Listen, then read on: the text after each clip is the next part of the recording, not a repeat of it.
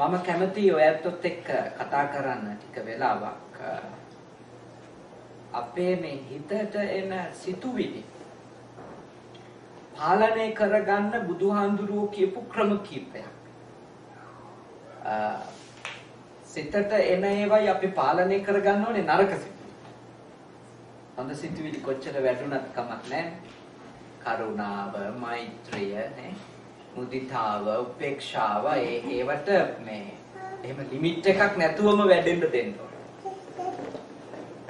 හැබැයි නරක සිතුවිලි ඒවට බුද්ධාගමේ කියන්නේ අකුසල විතර්ක. අකුසල විතර්ක. අකුසල චේතසිකනේ. අකුසල චිත්ත. අකුසල සිත්, අකුසල සිතුවිලි, අකුසල විතර්ක මේවා වැඩෙන එක නවත්තන්නත් ඕනි, තියෙන ඒවා අයින් කරන්න. වැඩෙන එක නවත්තන්නත් ඕනි, තියෙන එක අයින් කරන්නත් ඕන. ඕකනේ අර සම්මා වායාම වල පළවෙනිම කාරණේ. නූපං අකුසල සිතුවිලි උපදින එක වළක්වන්න ඕනි. උපං අකුසල සිතුවිලි පුළුවන් තරම් අයින් කරගන්න. එතකොට මම ඔබත් එක්ක කතා කරනවා භාග්‍යවතුන් වහන්සේ මජ්ක්‍ධිම නිකායේ දේශනා කරපු විතක්ක සංතාන සූත්‍රය අසුරු කරගත්තු කාරණා කීපයක් කොහොමද අපේ මනසට එන මේ සිතුවිලි විතර්කයන් අකුසල විතර්කයන් එක්ක අපි කටයුතු කරන්න ඕන. මේ ඇත්තටම මේ භාවනාවෙහි නියැලෙන යෝගාවචරයින්ට තමයි කියලා තියෙන්නේ. මේ දේශනාව සම්පූර්ණ මූලිකව ඉලක්ක කරන්නේ කෙලෙස් නිමා දමලා කෙලෙස් දුරු කරලා නිර්වාණය අවබෝධ කරගන්න වීරි වඩන පිරිසට. හැබැයි concept එකක් විදිහට ගත්තම මේක අපේ ඕනිම දෙයක් පාලනය කරන්න පුළුවන්. පාවිච්චි කරන්න පුළුවන්. ඕනම සිතුවිල්ලක් පාලනය කරගෙන මේ දිනදා ජීවිතෙත් යහපත් කරගන්න මේ ක්‍රමවේද ටික උදව්වක්. එහිදී බුදුහාඳුරුවෝ කියපු මොනවද ක්‍රම?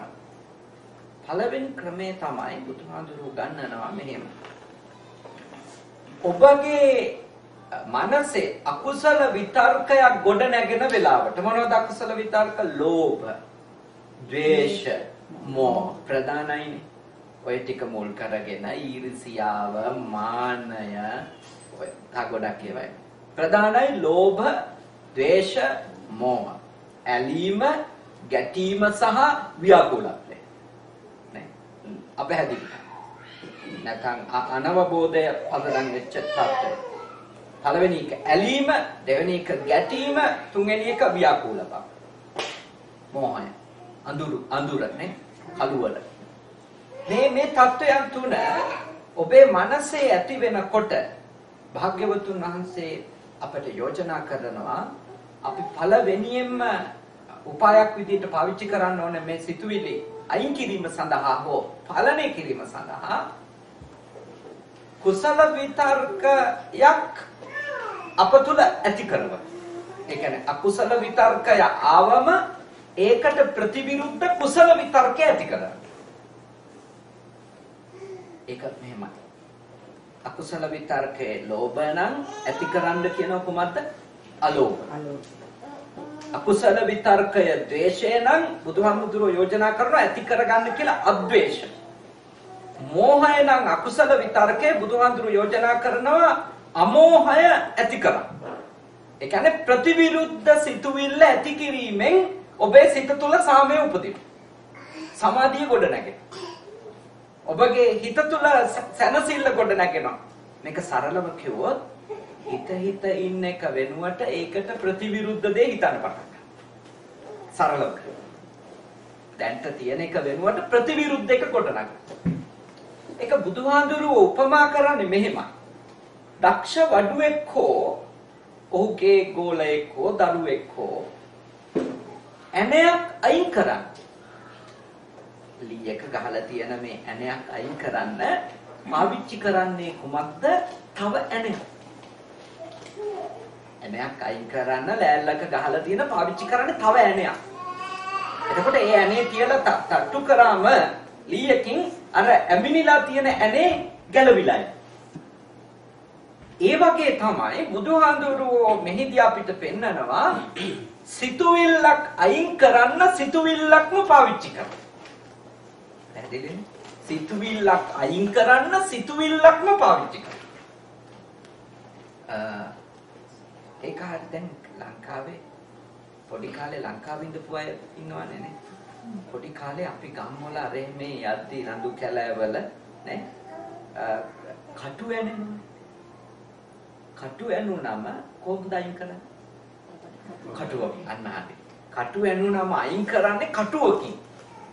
එතකොට ඒ කටුව ඒ කියන්නේ අයින් කරන්න පාවිච්චි කරන කටුව හැමතිස්සෙම හොඳ කටුවක්. නේ? හොඳ කටුවක් ඈ. දෙහි කටුවක් වගේ හොඳ කටුවක් තමයි ගන්නෙ නේ. නිදි කුඹ කටු ගන්න. එතකොට එතන මොකක්ද කියන්නේ? නරක විස සහිත කටුව අයින් කරන්න විස නැති තියුණු ආයි කැඩෙන්නේ නැති හොඳ කටුවක් පාවිච්චි කරනවා. ඒ වගේ තමයි අපේ හිතේ ඇතිවෙන අකුසල විතර්කයක් කියන්නේ ඇනිච්ච විස කටුවක් වගේ. ඒක අයින් කරන්න බුදුහාඳුරුවෝ මජ්ක්‍ධිම නිකායේ විතක්කසංතාන සූත්‍රයේ අපිට පළවෙනියෙන්ම යෝජනා කරනවා අර දෙහි කටුවක් වගේ හොඳ කටුවක් පාවිච්චි කරන්නේ නැත්නම් හොඳට උණු වතුරේ තම්බගලා ගත්තු යකඩ සුදු යකඩ කටුවක් පාවිච්චි කරනවා වගේ හොඳ සිතුවිල්ලක් ඇති කරගන්න. කුසල සිතුවිල්ල. ඒක මේ කියන කාරණාව ලේසි වැඩක් නෙමෙයි. ලේසි වැඩක් නෙමෙයි. කටුව උපමාවට ගත්තට මොකද මේ කියන්නේ ඇත්තටම power to power කියලා නේ. බලයට බලයක් යොද. එතකොට අර බලය අරක දුර්වල කරන්න පුළුවන්. හැබැයි ප්‍රබල බලයක් අතෙන්ට ගේන්න ඕන. සිතත් එහෙම එක. සිත තුළ අපි බලගත්තු ඊටාම හොඳ කුසල සිතුවිලි ප්‍රමාණය වැඩි කරන්න අර අකුසල සිතුවිලි වලට පැවැත්මක් නැතුව යනවා. අර ලෝණඵල සූත්‍රය මගේ මතක විදියට.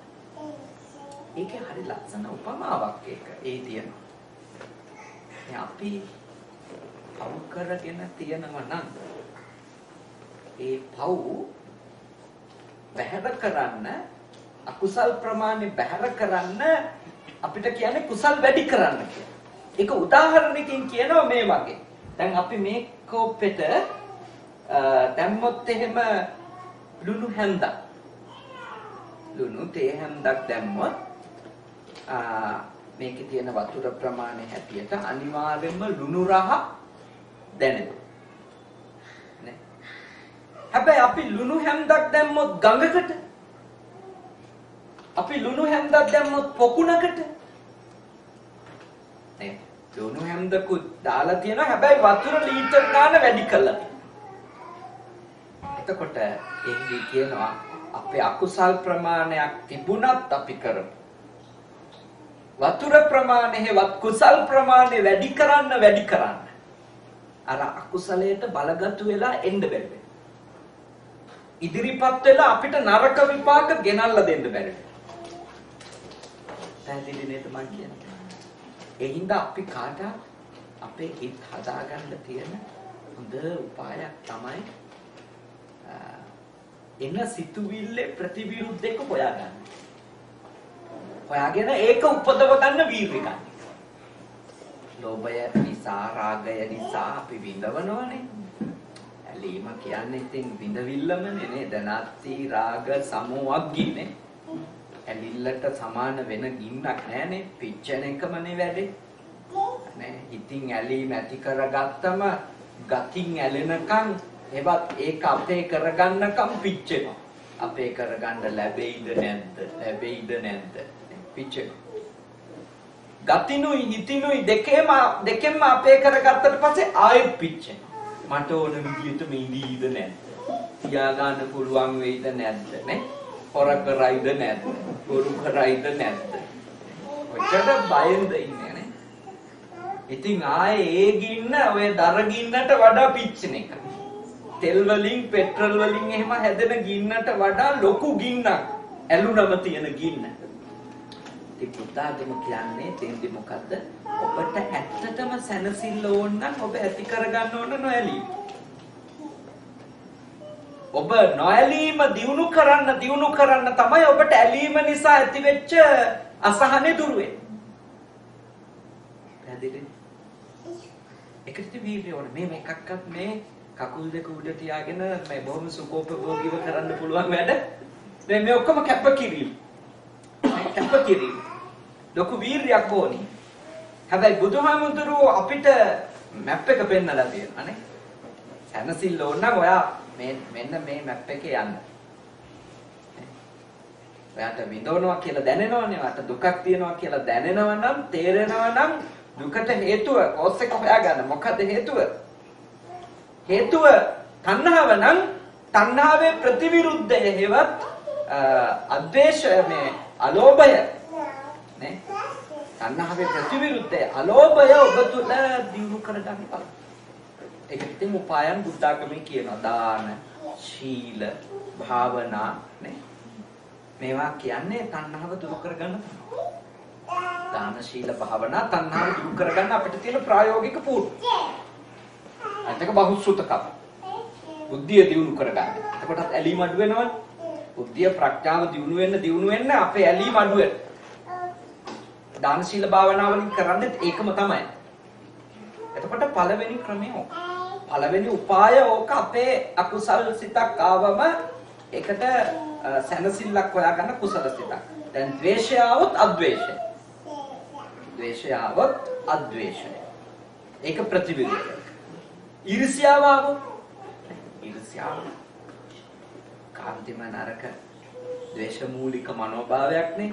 ඊර්ෂ්‍යාව කියන්නේ අනුන්ගේ සම්පත උහුල ගන්න බැරිකම. අනුන්ගේ සැපය දරා ගන්න අපිට බැරිකම. දැන් ඒක එන්නේ හැමතිස්සෙම කොහොමද? අපි අපගේ සැපත ගැන තෘප්තිමත් නැතිකම. අපි අපිට තියෙන ජීවිතය ගැන අපිට තියෙන සැපය ගැන අපි තෘප්තිමත් නැත්නම් අපිට හැමතිස්සෙම අනිත් එක්කෙනාගේ සැපත සම්බන්ධව ඊර්ෂ්‍යාවක් උපදිනවා. ඒ බුදුහාමුදුරුවෝ කියන්නේ ඔබ තුල මුදිතාව වඩන්න. මුදිතාවේ විශේෂිතම ලක්ෂණය තමයි ඔබ සම්බන්ධව තෘප්තිමත්. ඔබ සම්බන්ධව තෘප්තිමත් වෙනකොට ඔබට ලැබිච්ච දේවල්, තියෙන දේවල්, ඉන්න අය ඒව ගැන ඔබ තෘප්තිමත් නම් ඔබට අනිත් අයට ලැබිච්ච දේවල් ගැන අසහනයක් නැහැ. ඉතින් හැමතිස්සෙම බලන්න යම්කිසි සිතකින් පීඩා විඳිනවා නම් මේකෙන් ගැලවෙන්න මට මේකේ ප්‍රතිවිරුද්ධක ඇති කරගන්න බැහැ. තවත් සරලම තැනට ප්‍රාථමික තැනටම ගෙනාවොත් ඔබට කාගේ හරි නරක හැසිරීමින්ද ඔබ විඳවනවා නම් එයාගේ හොඳ හිතන්න. හැදෙන්නේ. ඒ කියන්නේ දැන් අපිට ලයිස්තුව පළවෙනිම අදහස ආවොත් මෙයා නරක කෙනෙක් කියලා ඊට පස්සේ අපිට දිගටම එක්කහුවෙන්නේ එයාගේ නරක කෑලි තමයි. නේ? මේ දවසෙත් මට නරක වැඩක් කළා. අසුවල් කතාවේදීත් මට නරකට තමයි කතා කරේ. දැක්කේ නැද්ද මට හින්ට් එකක් පාස් කළා. කොහොම අපි කෑලි එකතු කරනවානේ. බුදුහාමුදුරුවෝ මෙතන මේ යෝජනා කරන concept එක ගත්තොත් අපිට ඒ අරමුණේම හොඳ හිතුව. ඒ තැනත්තාගේම ඒ තැනත්තියගේම යහපත් ඒව හිතුව. අර නරකත් එක්ක තිබිච්ච ගැටුම ඉවර වෙනවා. ප්‍රතිවිරුද්ධය දියුණු. ඇති වෙලා තියෙන සිතුවිල්ලේ ප්‍රතිවිරුද්ධ සිතුවිල්ල උපදවා ගන්න කියන එක තමයි පළවෙනි එක. මේක උපරිමයට ගියාම නිවන් මාර්ගටම අවමෙට ආවම මේ ලෝක ජීවිතය. හරි සරලම දෙයක් නේ. ඕන කෙනෙක් එක්ක ඩීල් කරන්න ඕන නම් එයාගේ හොඳ ටිකක් අඳුරගෙන ඒවත් එක්ක ඉන්න. ඒවා වැඩිපුර හිතන්න. මේ කාරණාව නිසාත් මෙයා හොඳයි. මේ කාරණාව නිසාත් හොඳයි. මේ කාරණාව නිසාත් මෙයා මට උපකාරයක්. මේ කාරණාව නිසාත් මට මෙයා උපකාරයක්. මොකද නරකයක ඔළුවට දාගත්තු ගමන් තියෙන්නේ ඔක්කොම එකහුවෙන්න නරකේවම. හැරුණත් හොඳ නෑ, බැලුවත් හොඳ නෑ, කෑවත් හොඳ නෑ නේ. ඇවිද්දත් හොඳ නෑ. ඔය සමහර අයගේ ප්‍රශ්න විසඳන්න බැරි ඕකයි. ඒගොල්ලෝ ඉන්නේ පළවෙනියටම ඇති වෙච්ච ඉම්ප්‍රෙෂන් එකෙන් තමයි නේ. පළවෙනියටම ඇති වෙච්ච මනෝභාවයේ මුළු හැම එකක්ම තීරණය කරනවා. එතකොට ඒ කාටවත් මේ රටේවත් ලංකාවේවත් කොහෙවත් ජීවිතයක් නැහැ. ඒ සම්බන්ධකම් ඇතුලේ කිසිම සතුටක් නැහැ. මොකද හේතුව හැමතිස්සෙම එයා එකතු කරගන්නේ අර නරක తත්වයේ පෝෂණය කරන එක. ඒත් ඔබට මේ සාමාන්‍ය මිනිස් ජීවිත ලස්සනට ගෙවන්න ඕන නම් කෙනෙකුගේ හොඳ දකින්න, යහපත් පැත්ත දකින්න. අකුසල සිතෙන් නිදහස් වෙන්න ඕන නම් ඒ අකුසල සිත වෙනුවට කුසල සිත උපදව ගන්න උනන්දු වෙන්න. ඒක හරියට හොඳ කටුවකින් නරක කටුවක් අයින් කරනවා. සිතුවිල්ලක් පාවිච්චි කළා තව සිතුවිල්ලක් අයින් කරනවා. හැබැයි හැමතිස්සෙම අයින් කිරීම සඳහා පාවිච්චි කරන සිතුවිල්ල බලගත්තු කුසල සිතුවිල්ලක් වෙන්න. තියුණු සිතුවිල්ලක් වෙන්න. ඒක හෙල්ලෙන්නේ නැති ශාවර සිතුවිල්ලක් වෙන්න. එතකොට තමයි ඔබට ඒ අසහනයෙන් නිදහස් වෙන්න.